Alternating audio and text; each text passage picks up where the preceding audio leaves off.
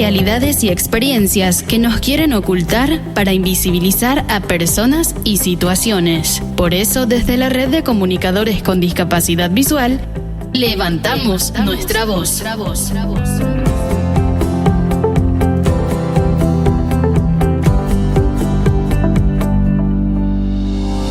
Muy bienvenidas y bienvenidos a Levantando la Voz, el podcast de la Red de Comunicadores con Discapacidad Visual. Hoy nuestro segundo episodio del año, una fecha en la que conmemoramos el Día Nacional de la Memoria por la Verdad y la Justicia. Recuerden que pueden seguirnos a través de nuestras redes sociales, Red de Comunicadores con Discapacidad Visual en Facebook, en Twitter e Instagram. También pueden seguirnos en Spotify para que puedan escuchar todos los episodios las veces que quieran y cuando quieran y donde quieran también en Red de Comunicadores con Discapacidad Visual. Lo mismo, suscribirse al canal de YouTube para que puedan estar enterados de todas nuestras actividades y los podcasts que vamos publicando. Como les decía, hoy es el Día Nacional de la Memoria por la Verdad y la Justicia, y para conocer y saber y entender sobre todo también por qué y desde cuándo se conmemora esta fecha en Argentina, estamos en compañía de David Babi. Él es integrante de la Red de Comunicadores con Discapacidad Visual, también es periodista y además es profesor de historia, y parece ser que viene de dar clases porque está muy bien vestido. Hola, David.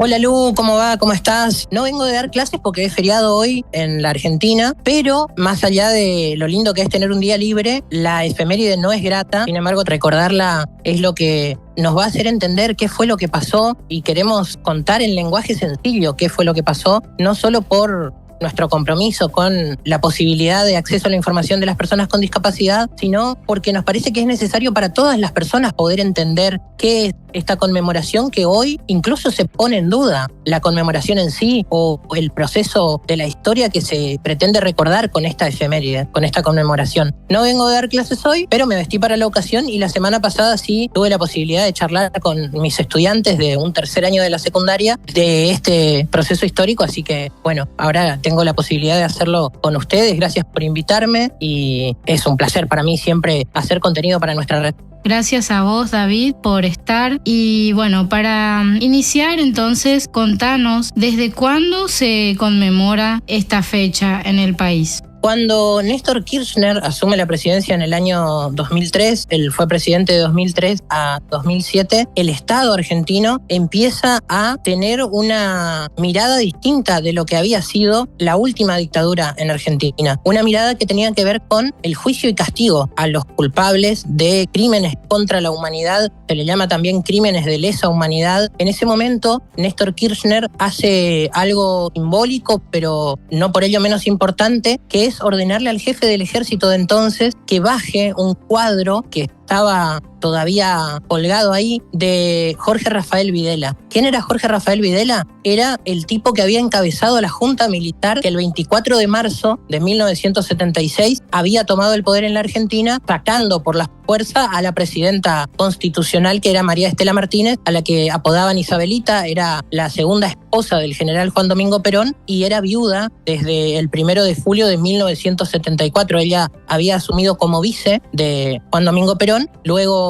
continuó como presidenta tras la muerte de su esposo, y en el 76 fue derrocada, fue destituida por la fuerza. La destitución fue orquestada por una junta militar que era un triunvirato, un grupo de 3 hombres. Era el jefe del ejército, Videla, el jefe de la armada, Macera, y el jefe de la fuerza aérea, que era el brigadier Agosti. Estos 3 hombres organizaron diferentes grupos de represión a lo largo y ancho de todo el país. Dividieron al país en zonas y subzonas donde crearon cárceles clandestinas, y estas mismas fuerzas, que son fuerzas que habitualmente tienen como tarea ir a la guerra en caso de que el país entre en guerra, repito, el ejército, la marina y la fuerza aérea, se encargaron de la seguridad interna. ¿Qué deberían hacer las fuerzas de seguridad? Pero fue mucho peor que eso. No fue mantener el orden público, sino que fue crear cárceles clandestinas, más de 300 en todo el país. Usaron sus propios cuarteles para montar cárceles clandestinas, secuestraron, torturaron, asesinaron y desaparecieron a más de 30.000 personas. ¿Y cuál fue la excusa o el fin con el que tomar el poder, digamos? Yo creo que el fin fue el plan económico que tenía la dictadura. Rodolfo Walsh, que es un periodista que va a ser asesinado el 24 de marzo de 1977, publica una carta abierta en donde denuncia, además de los crímenes contra la humanidad, los secuestros, las torturas, la desaparición de personas, denuncia el plan económico y dice: esto es miseria planificada. O sea, la dictadura necesitó reprimir al pueblo para poder girar el país hacia un modelo económico muy distinto al que el país venía sosteniendo. Y de hecho, si bien la dictadura aprovecha una situación de crisis económica anterior que ya se venía dando en el gobierno de Isabelita, había habido una crisis muy grande en el 75 que se conoce como el Rodrigazo, porque el ministro de Economía de ese momento era Celestino Rodrigo. La dictadura, cuando se va del poder en el 83, deja una situación económica mucho peor, y eso en los primeros años no se ve, pero después del 81, 82 empieza, entre otras cuestiones, el descontento social por una situación económica que era peor que la que habían agarrado. Pero su argumento central va a ser lo que ellos van a llamar con todas las letras, no es algo que nosotros estamos ahora trasladando una categoría del presente hacia una época del pasado, sino que encomiendan una tarea interna que dicen: nuestro enemigo interno es la subversión. Estamos en un contexto de guerra fría a nivel internacional, eso hay que entenderlo. Estados Unidos y el modelo económico de producción capitalista, que es el que impera en el mundo de hoy y el que nosotros conocemos y en el que vivimos, versus la Unión de Repúblicas Socialistas Soviéticas, que va a proponer un modelo socialista de planificación centralizada. Bueno, eso va a generar en todos los países de América Latina diferentes golpes de Estado. Por eso me parece que hablar del Día de la Memoria por la Verdad y la Justicia, si bien es una efeméride argentina, es hablar también del estrosnismo, la dictadura en Paraguay del 59 al 89, la dictadura en Brasil, que los brasileros están muy contentos porque acaban de ganar un Oscar hace poco con una película que cuenta el caso de la desaparición de una persona, de un diputado brasilero. Es decir, la Argentina tuvo su dictadura, pero que fue parte también de un plan fogoneado desde afuera. Hay un chiste muy popular que se cuenta en algunos pasillos de algunos ministerios hoy en democracia, que es que Estados Unidos nunca tuvo un golpe de Estado porque no hay una embajada estadounidense en Estados Unidos, ¿no? Es una ironía en el sentido de que Estados Unidos fue en gran parte el que empujó a nuestros países hacia estas dictaduras, ¿no? Con la excusa de el comunismo, los zurdos. Son palabras que hoy vos abrís un diario y se utilizan para perseguir políticamente a opositores. La dictadura persiguió a dirigentes gremiales, a políticos, a dirigentes estudiantiles, agrupaciones estudiantiles, a las propias organizaciones de derechos humanos que se formaron en ese entonces, a las madres de Plaza de Mayo, las persiguió y secuestró y asesinó a algunas de ellas. No tuvo piedad ni conmiseración con nadie. Por eso se habla de terrorismo de Estado, porque cualquiera podía ser víctima de la dictadura. Entonces, cualquiera era sospechoso, cualquiera podía ser presa de la dictadura, y en ese sentido la gente tenía miedo. Claramente se vivía con miedo. Entre el 24 de marzo del 76 y el 10 de diciembre del 83, la población vivía con miedo. ¿Y hubo personas con discapacidad desaparecidas durante ese periodo? Hubo personas con discapacidad desaparecidas, Claudia Inés Grunberg, la primera, y Mónica Brull, una persona con discapacidad visual, también es una de las personas detenidas y desaparecidas por la última dictadura. Ellas eran parte de un movimiento que se formó a principios de la década del 70, primero en una institución que se llamaba el Centro de Rehabilitación del Lisiado. Se forma la Unión Socioeconómica del Lisiado, un grupo de personas con discapacidad que reclamaba, porque existía en ese momento la figura del taller protegido, que hoy también existe, pero en ese momento ellos empiezan a ver también acompañando un contexto de época, ¿no? Donde los trabajadores tenían muchísima participación en las ganancias, todavía antes de la dictadura, y tenían gremios fuertes en muchos sectores de los trabajadores. Bueno, la Unión Socioeconómica del Lisiado comienza con este reclamo de una remuneración justa por el trabajo que hacían en esos talleres protegidos.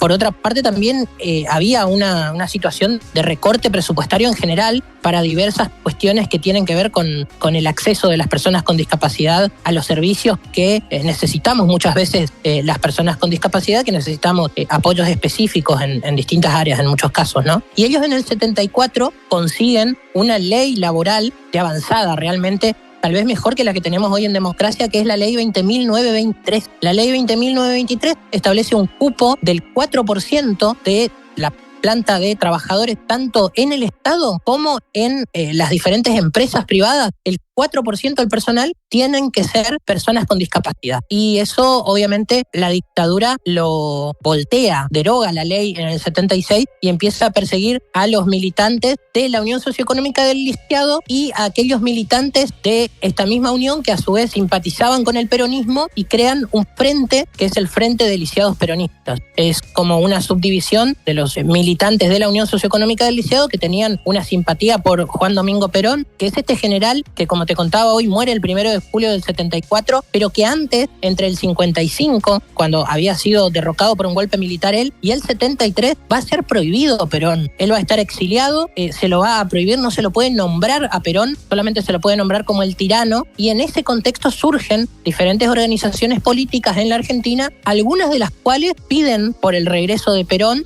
y otras que son organizaciones de izquierda que plantean una revolución social, pero que no simpatizan con Perón, ¿sí? Siempre se habla de el ERP, el Ejército Revolucionario del Pueblo, por un lado como la organización más emblemática tal vez de la izquierda no peronista, y Montoneros vendría a ser de las tantas organizaciones que hubo, la organización más numerosa de las que sí simpatizaban con el peronismo. Muchas de estas organizaciones creían que la lucha armada, formar ellos un propio ejército, era una táctica válida para poder tomar el poder y una vez que tomaran el poder, construir un gobierno que nos lleve hacia una sociedad más justa. Eso le sirvió a la dictadura como excusa para tomar el poder. Sin embargo, muchos historiadores coinciden en que para el 76 las organizaciones políticas que creían en la lucha armada no eran una amenaza para las fuerzas del Estado. O sea, numerosamente eran muy inferiores militarmente. Era mentira que iban a poder llegar a tomar el poder. Pero la dictadura usa esto como excusa para secuestrar, exterminar, sobre todo a los dirigentes gremiales de las empresas, de las fábricas, y poder llevar a la Argentina hacia un plan económico donde los trabajadores tuvieran muchos menos derechos y donde, bueno, la especulación financiera también ganara terreno.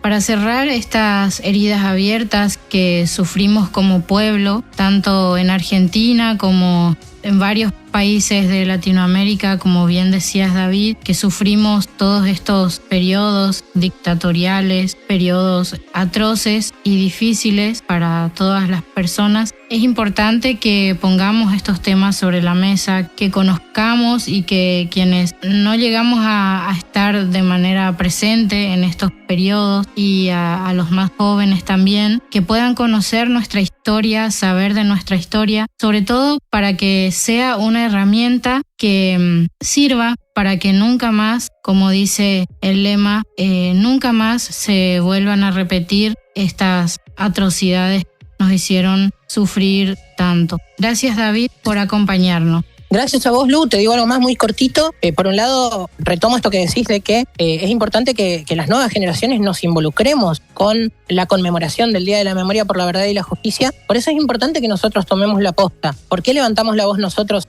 hoy, nosotros dos particularmente, que somos los que tenemos la posibilidad de tener el micrófono abierto, que somos personas de 30 y tantos? Bueno, porque en algún momento nosotros vamos a tener que tomar la posta. Siempre es habitual que hablen los militantes de los años 70 sobre este proceso histórico, pero nosotros, yo como profesor en historia, vos como periodista, vamos a tener que tomar la posta, sobre todo para las generaciones venideras, para que no se pierda esta memoria y no repetir, como decías vos, estas atrocidades del pasado.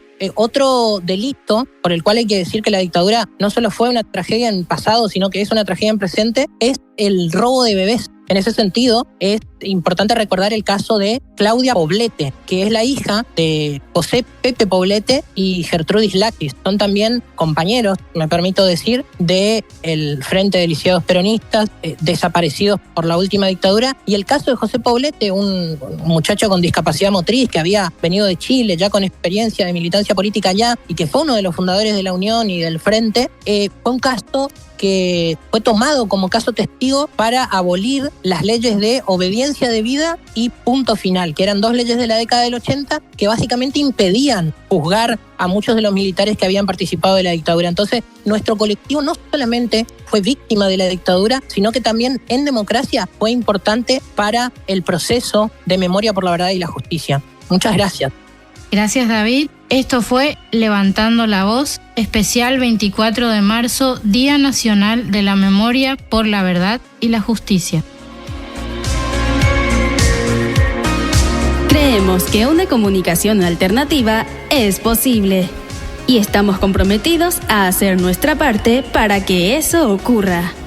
Esperamos que hayas disfrutado de nuestro podcast. Si tenés alguna pregunta o comentario, no dudes en contactarnos. Te invitamos a seguirnos en nuestras redes sociales y a compartir nuestro podcast, Red de Comunicadores con Discapacidad Visual.